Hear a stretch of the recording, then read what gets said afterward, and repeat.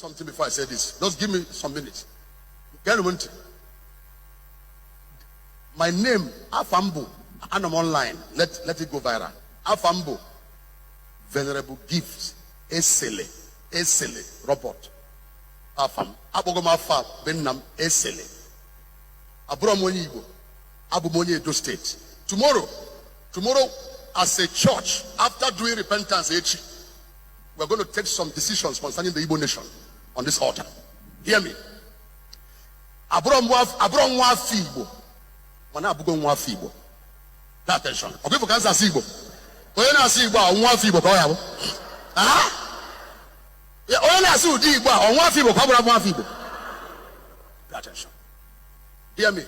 Let me show you something. Don't miss tomorrow. The time for the Igbos have come. Listen. One of the greatest mistakes Madu Warikeme is not to be sensitive at the appointed time, or to be sleeping when God has remembered him. You know, when God has remembered you, or when God is saying it is your set time of remembrance, or it's your set time for visitation. I will tell you about that covenant. Have you asked yourself? Have you asked yourself? Have you ever asked yourself? Give me batara. Biafra. Have you asked yourself? Eh? Even though the word have you asked yourself? Have you asked yourself how we are the Biafran soldiers able to manufacture local weapons to fight? Have you asked yourself that question? But how we are they manufacturing weapons? Have you asked yourself that question? The other I brought my problem and we eventually go see you.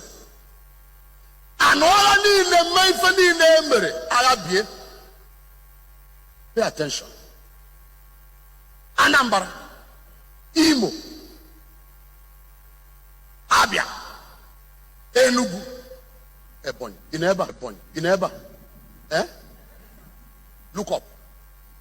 Orom state Kafamana, Nigeria. Assembly, or upper state,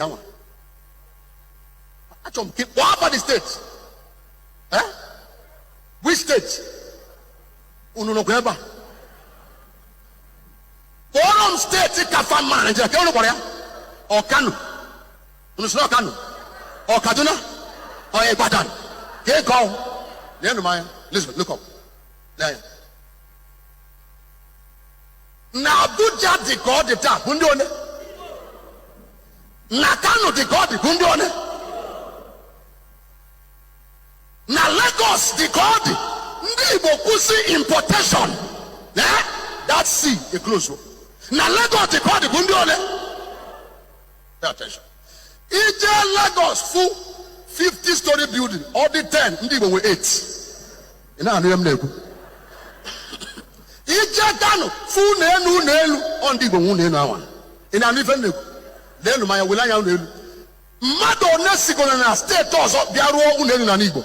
What for Yawa? Keda for Yawa? Or am I for Yawa? Watch this. Listen. Anochala Yaseb Anibo. So sebe Chineke bebri na bomba ba metu bebone metro. Like Cathedral Now, Anochala Lile Buchendebu. Pay attention. Boa unogo. Maybe unogo, maybe everywhere. Can you look back into our state? Anya dikandian suraya. Anya dikeba nuraya. Kedindi na ya yona street time. Kedindi na ya yona street time. I can't hear you. Ndone. Then Maya.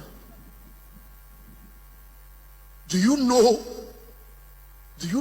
what has helped the Igbo man? Do you know what has helped the Igbo man? Covenant. Now, Drum sim onye bonyi Igbo. Drum ya.